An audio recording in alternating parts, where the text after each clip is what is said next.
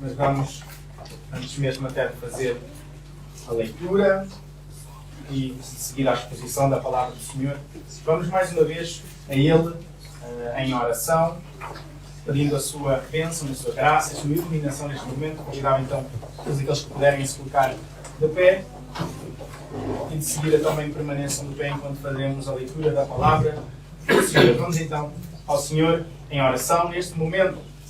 Pai, nós te agradecemos o tremendo privilégio, acima de tudo, de sermos considerados teus filhos, Senhor. Obrigado, o tremendo privilégio da salvação que encontramos em Jesus e em Jesus somente.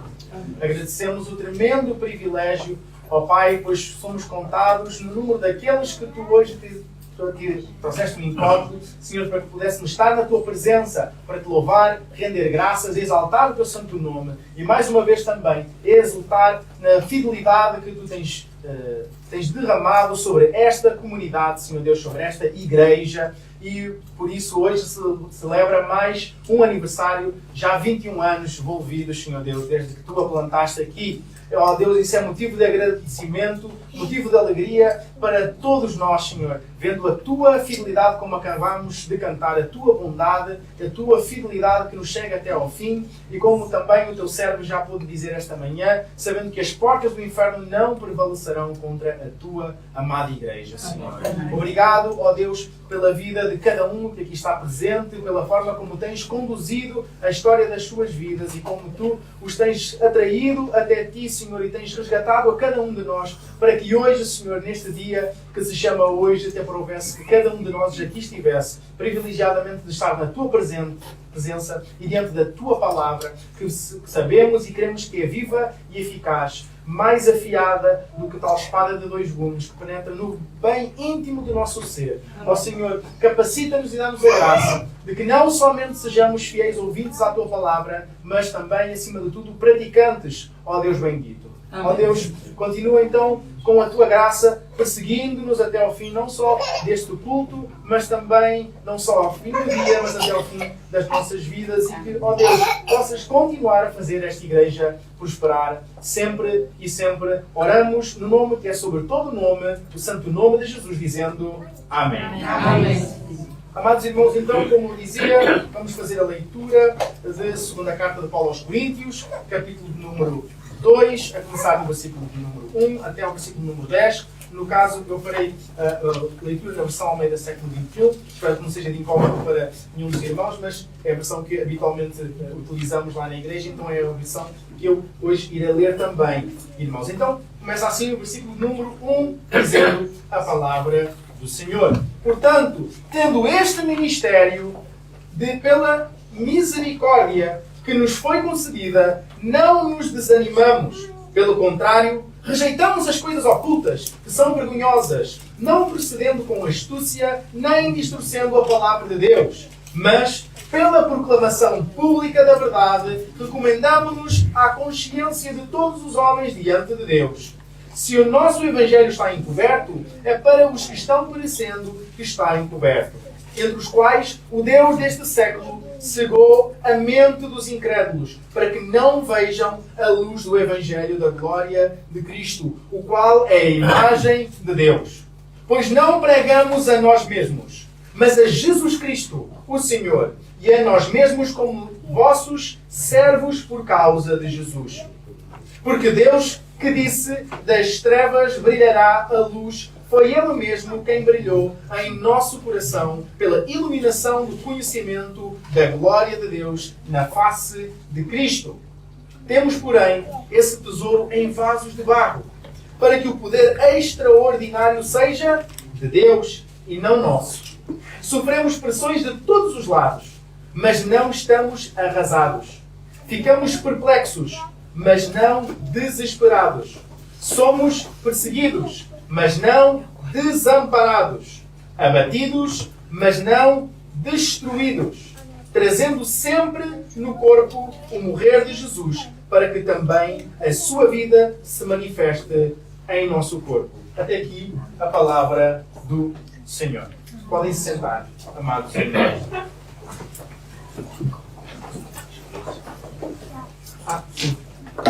Sim, o irmão pastor fez-me uma correta correção. Eu apontei aqui mal no meu esboço, mas estou a ler o capítulo 4, não é o capítulo 2, amados irmãos. A minha vida não é assim tão diferente. Peço perdão pelo lapso, mas na altura de digitar o capítulo, eu coloquei aqui o capítulo, por causa de ser segundo aos Coríntios, meti 2 logo a seguir também. Peço perdão aos irmãos pelo lapso e agradeço ao irmão pastor pela pronta e correta correção.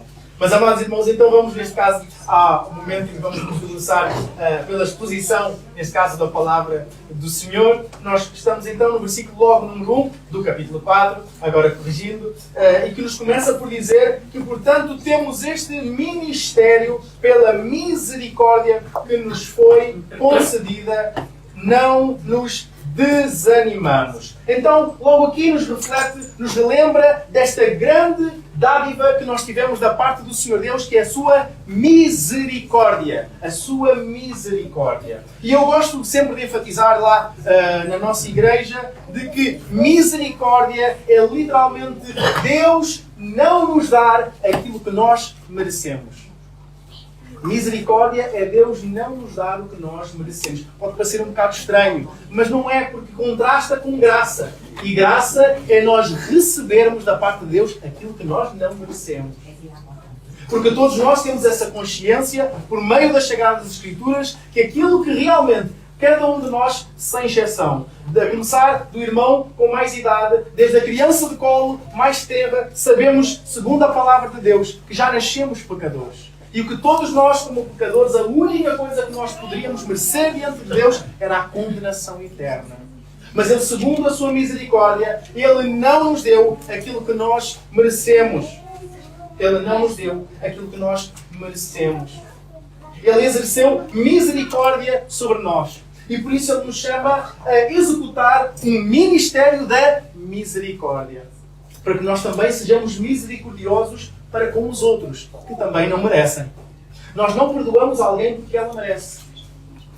Nós não perdoamos alguém que nos faz algo contra nós porque essa pessoa merece. Ou porque faz por merecer. Porque se fosse necessário que nós fizéssemos por merecer, nenhum de nós alcançava a salvação em Jesus Cristo. Mas como também nós fomos capturados por essa misericórdia, tal como Deus exerceu essa misericórdia para connosco, nós agora também somos chamados a exercer misericórdia para com todos aqueles que nos rodeiam. De facto, o termos sido alcançados por essa misericórdia é um motivo, peço que me permitam que vá bebendo alguma água ao longo do tempo. Esse é o motivo pelo qual nós também não desanimamos. Este é um motivo que nos faz, a cada manhã, amados irmãos, sairmos da cama, levantarmos da nossa cama com alegria, com garra, com ânimo, sabendo de que Deus é por nós. Que Deus enviou o seu Filho para morrer em nosso lugar. Para nos resgatar da nossa maneira vã, da nossa maneira inútil, da nossa maneira que só nos conduzia à perdição eterna de viver. Para que agora nós sejamos também seus filhos. Para que possamos também levar o seu Evangelho avante. Para que nós possamos também ser porta-vozes daquele que é a maior mensagem que a humanidade poderia receber, que é o Evangelho do Senhor Jesus Cristo. Então nós temos sempre motivo para termos ânimo. Temos sempre motivos para ter força, porque a alegria do Senhor, a nossa força é. A nossa alegria, ou antes a alegria do Senhor que veio habitar no nosso coração, ao passo que fomos resgatados por esta misericórdia.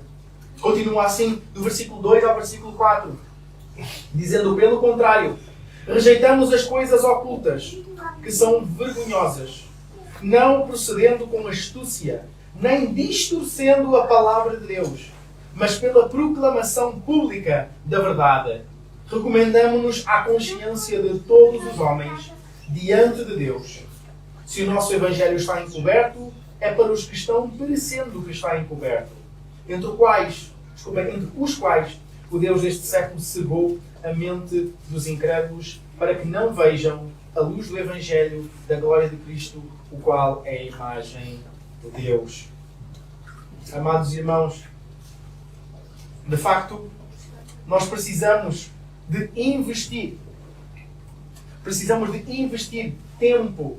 Precisamos de investir os nossos dons e talentos naquilo que de facto é edificante. Naquilo que de facto irá conduzir outras pessoas que ainda estão à espera de ouvir a mensagem da salvação para a glória eterna. Devemos saber gerir e saber investir o nosso tempo, os nossos dons e os nossos talentos para resgatar almas do inferno e conduzi-las a Cristo.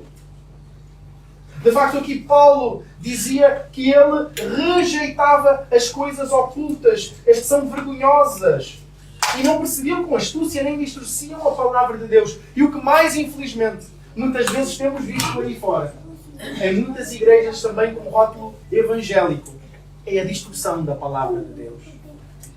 É a perca de tempo com coisas inúteis, com coisas que não edificam. Vemos, inclusive, cada vez mais as pessoas se agarrarem a coisas inúteis e que nada edificam. E fazer disso o centro, fazer disso a base, fazer disso o sentido das suas vidas. A passo que cada vez mais ouvimos outros evangelhos. Ou seja, evangelhos da prosperidade. Não é? Evangelhos da autoajuda.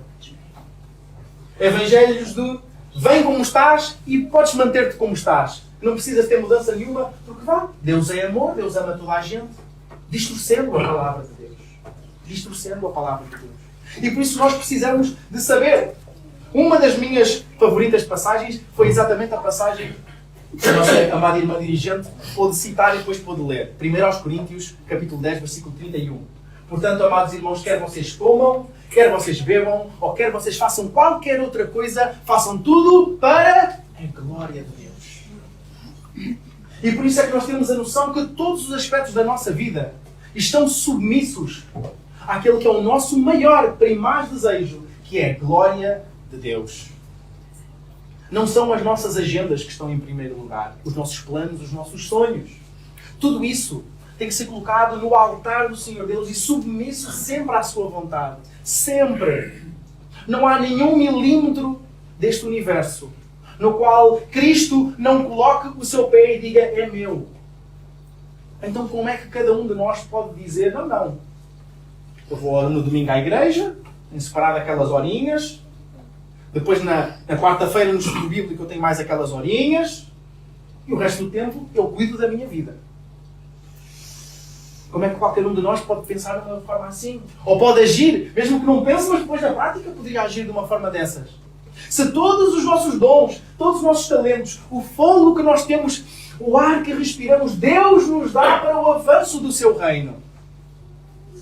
E mesmo na prática do avanço do seu reino, estão todas as outras coisas, do comer, do vestir, do trabalhar, do lazer inclusive. Porque se tudo é fazer para a glória de Deus, o comer e o beber, então o lazer também não é para a glória de Deus. Isso não quer dizer que a gente não vai ter momentos de lazer. Claro que vamos. Já daqui a um bocado vamos ter um momento de lazer, de comunhão, de estarmos em alegria uns com os outros. Mas não podemos esquecer que até nesse momento estamos em ato de culto ao Senhor. Claro que não estamos a falar do culto solene que estamos agora a celebrar, mas em ato de culto ao Senhor. Todos os dias da nossa vida, nós precisamos de ter esta noção que estamos em ato de culto ao Senhor. Como há bocado ainda cantávamos, desde que me levanto até ao me deitar. Sim, desde que me levanto até ao me deitar, eu não só conto com a bondade de Deus, mas eu também sou chamado a ser um seu servo fiel. E em todas as áreas da minha vida, eu não desperdiçando tempo, eu de facto eu invisto tempo. Eu invisto os meus dons e os meus talentos, sabendo que o resultado vem de Deus. Não adianta nós estarmos a tentar arranjar métodos carnais para, porventura, atrairmos pessoas carnais e entretermos pessoas carnais. Infelizmente, muito do que nós vemos que agora recebe o rótulo de igreja é entretenimento, irmãos. E muitas vezes os motivos pelos quais as pessoas saem de igrejas bíblicas, igrejas históricas, e vão para algumas igrejas, às vezes, da moda, é tudo à base do estilo. É tudo à base do entretenimento. Eu sinto-me alegre. Você sai de lá todo feliz, radiante, aos pulos e tudo mais. Mas, amados irmãos, permitam-me dizer, muitas vezes nós deveríamos vir à casa do Senhor, abrir à presença do Senhor e sairmos daqui como Isaías no capítulo 6. Ai de mim, que sou uma pessoa de lábios impuros e habito no meio de um povo de lábios impuros e os meus olhos viram o Rei. Quanto mais nós contemplamos da glória de Deus, mais laivos, mais vislumbres nós temos da glória de Deus, nós mais consciência do nosso pecado nós temos. Da nossa indignidade, mais consciência nós temos. De mais graça nós temos a consciência que fomos alcançados. Mais motivos para não reclamar, mas para agradecer nós temos. A palavra do Senhor não nos dá margem para nós sermos reclamões. Mesmo que muitas vezes a nossa própria cultura como portugueses, aquela cultura do fado, e não é o fado corridinho, é aquele fado melancólico, não é? Dá-nos muitas vezes uma cultura que a gente parece que às vezes não sabe dizer que as coisas estão bem. Está tudo bem, vai-se andando, não é? Nunca pior e tal, temos que levar a vida para a frente. A nossa cultura às vezes é um bocado assim, mas nós como cristãos temos que ser pessoas com brilho nos olhos e sorriso nos rostos, irmãos. O Deus do universo nos adotou como filhos.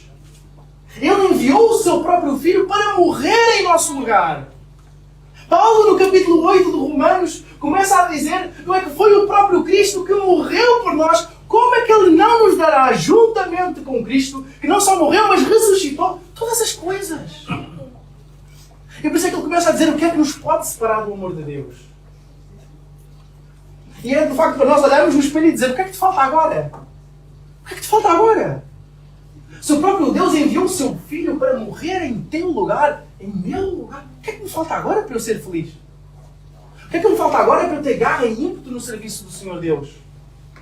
O que é que me falta agora para eu investir que a igreja aqui em Gondomar tenha mais 21 e mais 21 até que o Senhor Jesus volte? E que de facto, semana após semana, este espaço se faça pequeno e se tenha que alargar as tendas. O que é que me falta agora para eu ter ânimo para fazer isso? O que é que me falta agora? Versículo 5 e 6 diz: pois não pregamos a nós mesmos, mas a Jesus Cristo, o Senhor, e a nós mesmos como vossos servos, por causa de Jesus.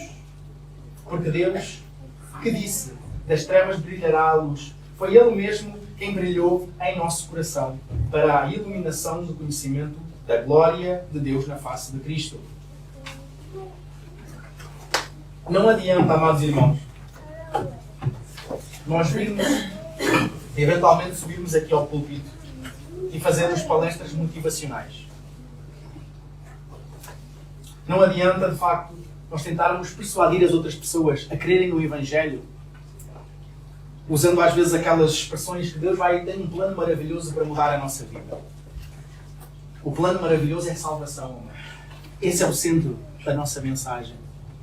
Porque senão, coitadinhos dos apóstolos do Novo Testamento, ou no Novo Testamento, melhor dizendo. Coitadinhos dos apóstolos. Coitadinho de Paulo, que chegava ao pé dos irmãos e dizia: olhem, é assim, vocês acabaram de se converter, mas eu quero vos avisar uma coisa. Convém que por meio de muitas tribulações nós entremos no reino dos céus. Isto talvez em muitos púlpitos agora é motivo para as pessoas fugirem. O quê? Vou ter problemas?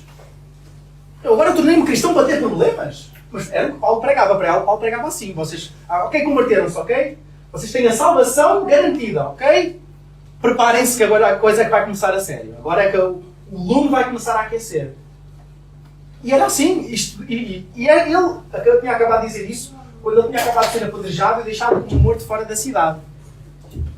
Ele acorda, né? Ele recupera os sentidos. Parece que a gente está assim a imaginar ele a sacudir a roupa, depois de levar umas quantas pedradas que o deixaram inconsciente. Ele volta para entrar, chega ao pé dos irmãos. Irmãos, convém que por meio de muitas tribulações nós entremos no reino dos céus. Se és cristão, vais sofrer. Se és cristão, vais sofrer. Mas não é um sofrimento de quem é masoquista, amados irmãos. Não é um sofrimento de quem é um coitadinho. Não é um sofrimento de fado. Mas é um sofrimento que nós sabemos que passamos ao lado do Rei dos Reis e do Senhor dos Senhores. Que nós passamos na presença daquele que tem poder sobre tudo e sobre todos. Ainda hoje de manhã, na escola bíblica dominical, que eu lecionava lá na igreja, lembrávamos da história de Esther, no qual o rei tinha emitido um decreto que, segundo a cultura medo-persa, era irrevogável. E ele tinha emitido um decreto que todos os que quisessem podiam, num dia determinado, atacar e matar ao fio da espada todos os judeus. Pensem como é que estava aquele povo a pensar: espera aí, mas nós não fomos o povo de Deus, agora vamos ser todos exterminados. Mas logo a seguir, Deus opera por meio de Mardoqueu ou Mordecai, dependendo da versão, da tradução, e da sua sobrinha, agora filha adotiva, Esther, para que o povo se unisse em jejum e oração, clamando diante de Deus, que tinha todo o poder para reverter esta situação. E nós, para quem conhece e quem leu recentemente, eventualmente, o livro de Esther, o livro de 10 capítulos, em meia hora os irmãos conseguem ler, nos diz que não, aquele decreto não podia ser revogado, mas o que é que o rei fez? Emitiu um segundo decreto.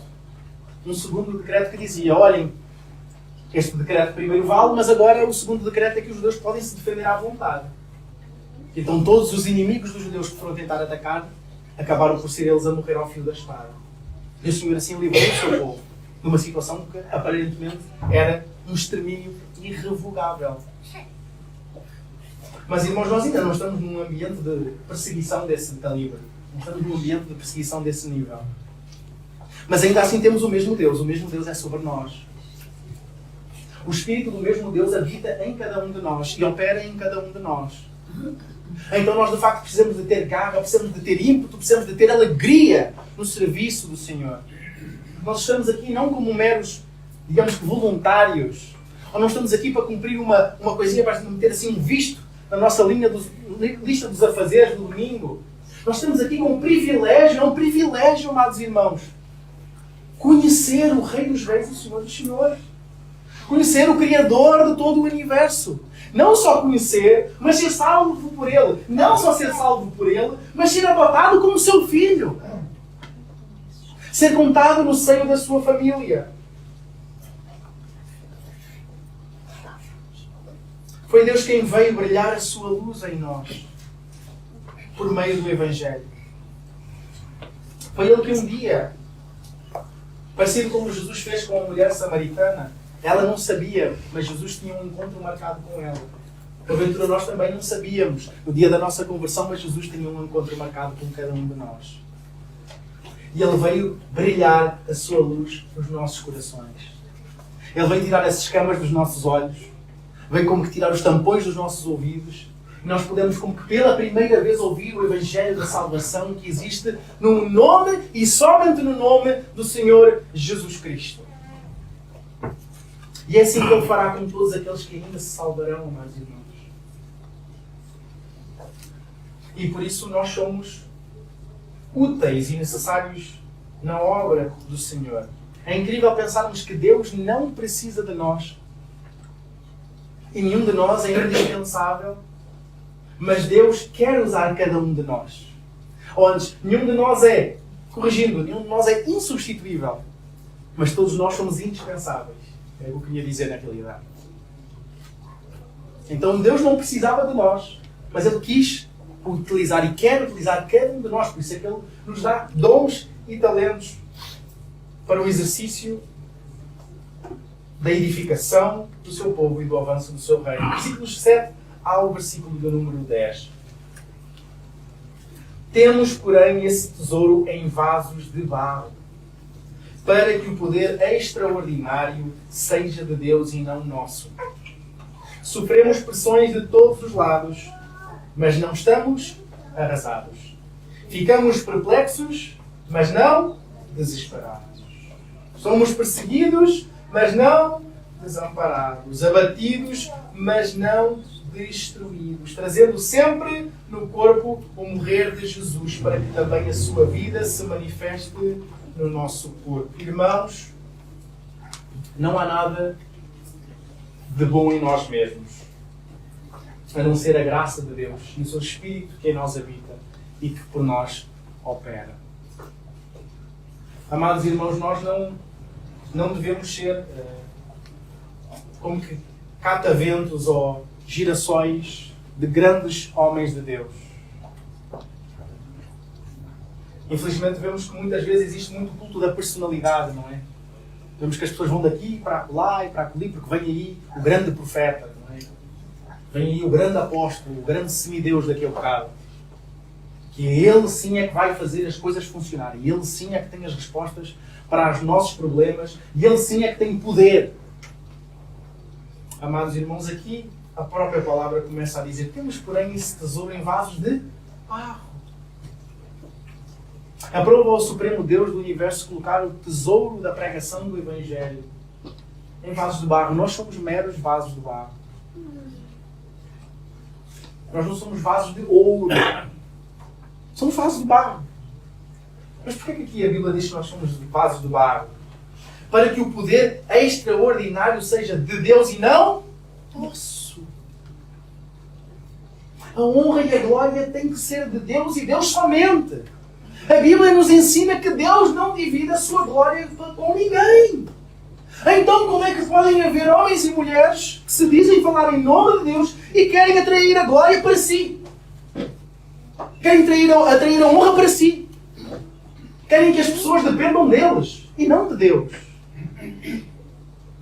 Até aquele ponto que eu acho muito engraçado, sem ter graça nenhuma, de meterem a fotografia na fachada das igrejas para as pessoas saberem quem é que lá está dentro e irem lá falar com o grande homem de Deus, a grande mulher de Deus. Amados irmãos, a honra e a glória é só para Jesus. É só para Deus. Tudo o que nós façamos tem que ser com o foco da sua honra e da sua glória. E se nós parássemos, inclusive, para avaliar isso nas nossas tomadas de decisão, cada vez que nós precisamos de tomar uma decisão, muitas chatices, muitas dores de cabeça, eu creio que nós nos aliviaríamos. Se parássemos para pensar: espera aí, isto vai trazer de facto glória a Deus? O desejo principal que está no meu coração em eu ir por este caminho ou por este é trazer glória a Deus? Ou é qualquer outra coisa? Qualquer outra coisa, já entramos naquela história. Ninguém pode servir a dois senhores. Vai amar a um e vai desprezar o outro. Então aquilo que tem que ser o desejo ardente no nosso coração é a glória de Deus. É que o Senhor Deus seja conhecido. Que Ele seja exaltado. Nós somos meros vasos de barro. O poder extraordinário é de Deus. Mas esse Deus, de facto, nunca nos abandonará. E como já foi dito, não permitirá que as portas do inferno prevaleçam contra a sua igreja. Mesmo que nós soframos ou venhamos a sofrer pressões de todos os lados, não estamos arrasados. Ficamos perplexos, mas não desesperados. Somos perseguidos, mas não desamparados.